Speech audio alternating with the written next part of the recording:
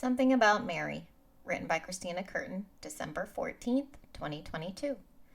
Yesterday I was walking through the produce section at Sam's Club. I decided not to change out of my pajama pants when I woke up that day. So it felt like I was gliding more than walking as I maneuvered my way around the display of pineapples and towards the meat coolers. Walking in public in your pajamas is extremely relaxing, yet it also induces a small tinge of anxiety. Because you know people are looking at you and thinking that you're either a hot mess or it's pajama day somewhere. Looking back, maybe the fact that I was in PJ pants allowed for what happens next. Perhaps being in pajama pants made me even more approachable. Perhaps the PJ pants are what got me noticed in the first place.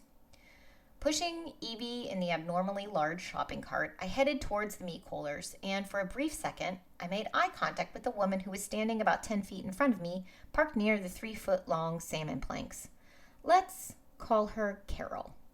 Carol was talking to a man who I assumed she knew based on their interaction. In our brief locking of eyes, Carol stared at me in the face and said, "Mary!" Not a question that she might know me. No hesitation that I may not be Mary. Carol was certain I was this person, but my name's not Mary. Carol starts to come in for a hug and begins to explain to the man how she knows me. I immediately begin to shrink back. This shit is way out of my comfort zone.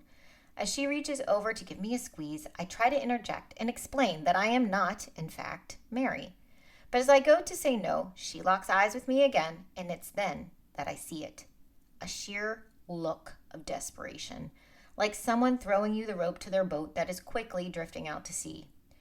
It was that look that made me pause, half accept that hug, and go with it for a minute, even though my introverted nature was quietly screaming at me to abort, abort.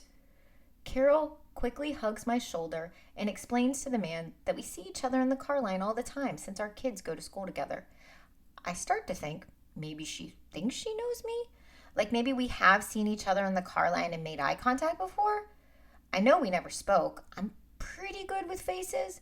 But maybe in her mind we are friends because our cars have sat next to each other through that hell. Maybe she is a little bit bonkers. I stand there awkwardly clutching my excessively large shopping cart, still thinking she thinks I'm Mary. But then Carol gives me a quick nod and a tiny smile, and I realize she's pretending to know me. This woman is using me as a shield for the man standing next to me.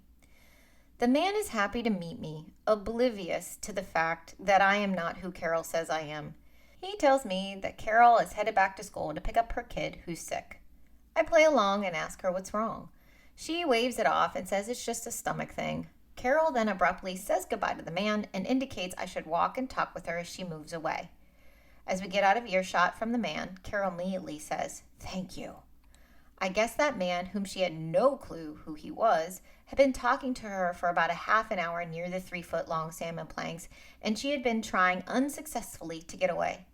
I don't know how their conversation started, but she had tried to end it multiple times before I came along. She even lied about a sick kid to see if he'd stop yapping and let her walk away. Carol had been desperately looking around, trying to catch the eye of someone to rescue her. I don't know if I'd have the balls to do the same thing, to pull in a stranger to save me from a situation like that. But I was kind of a hero that day. A socially awkward 40-year-old woman in PJ pants who made eye contact, took a hug from a stranger, and pretended to be Mary.